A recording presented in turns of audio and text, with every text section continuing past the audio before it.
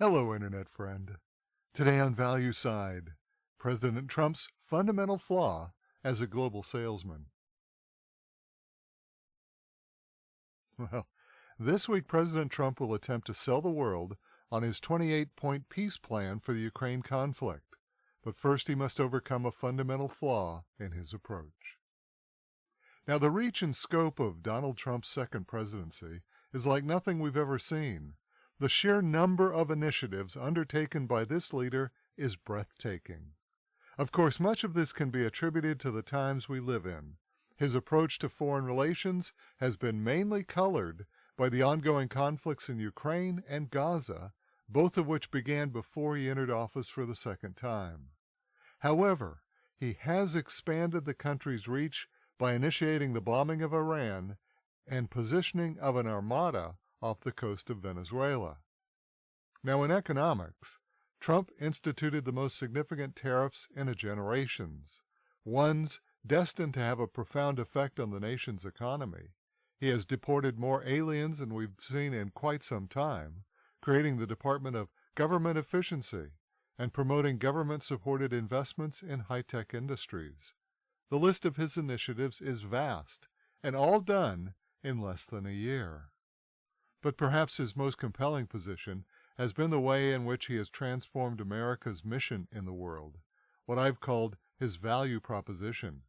It's a business term that denotes a unique value of goods or services in the marketplace. No doubt Donald Trump is very familiar with the phrase, and he uses it constantly to promote whatever policy or idea he has in mind. Trump's constant use of terms like the greatest, the best, is his efforts to show the value of his policies. And the most significant of all this is his making of a great deal. That's a highly profitable transaction. Presumably profitable for America, although that's not always certain. Now, many commentators have observed that Trump is the nation's first transactional president. Still, few have reflected on how this is changing America, both for our own citizens and for the world. Trump is telling the world that America's chief objective is to make a profit, no matter what the relationship. In Gaza, he relates to the new value created when that beautiful Mediterranean shorefront is transformed into a resort. To Ukraine, how profitable will it be for the United States to extract that country's natural resources, including rare earth minerals, oil and gas, and other existing deposits?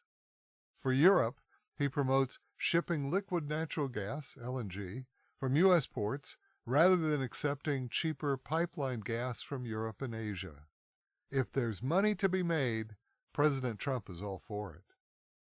Through all of this, President Trump hopes to usher in a new golden age that is making America great, by literally making America richer deal by deal. It's a concept that's well received by domestic audiences. After all, who doesn't want to become rich? And a new golden age sounds wonderful.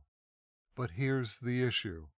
By showing the world that America is now pursuing those deals that are most profitable for us, Trump has violated one of the first principles of salesmanship, promoting the benefits of your goods or services to the buyer.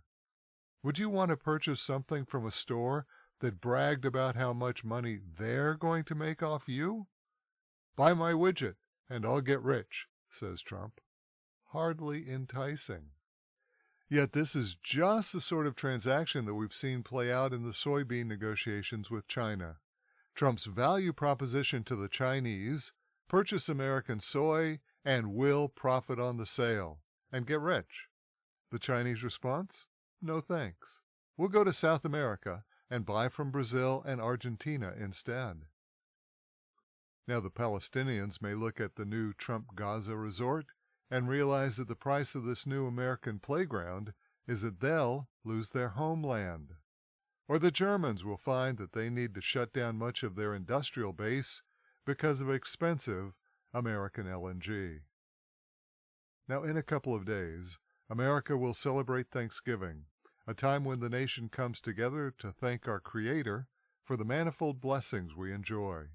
It's also the deadline for Russia and Ukraine to sign a new 28-point peace plan written by the Trump administration.